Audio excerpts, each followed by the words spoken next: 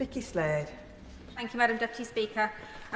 Whilst I am deeply disappointed on behalf of our trans children for the statement you've made, I would like to thank you for speaking directly to those children. I know they will appreciate the sentiment that you've done for them.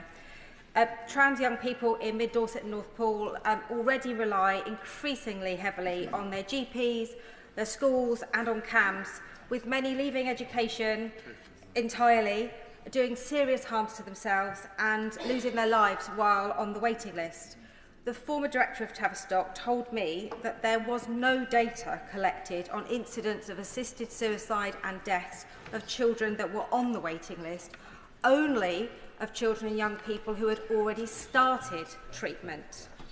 As a result of that, we have no information about the harms that young people and their families are going through in those years leading up to treatment. What assurance can the Secretary of State give me that those already under the care of CAMS and paediatricians will be treated urgently, and give me progress on how long those already on the list might expect to wait, and that he'll commit to collecting data from families on the waiting list so we can truly understand their experience? Secretary of State. I'm grateful to the honourable member. She's just pointing back to the waiting times, or the waiting list, I should say, again.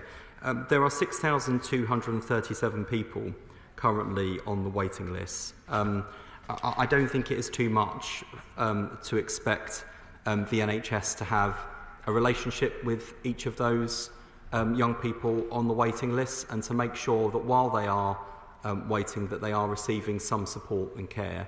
I've been given assurances that support is offered to young people on the waiting list. I continue to monitor that like a hawk. I'm grateful to representations I receive from across the House through honourable and right honourable members' casework, and I'm happy to pick up individual cases. Just in terms of the most catastrophic failures of children and young people, just to reassure all honourable and right honourable members, in the case suicide has been mentioned, all child deaths, whatever the circumstances, undergo a multi-agency review by a child death overview panel, and that information is reported to the National Child Mortality Database, and there is a monthly exercise by NHS officials to check the waiting list against NHS records. So we do monitor this very closely, and the mental health and well-being of this particular cohort of children and young people is both very close to my heart and very close to my gaze.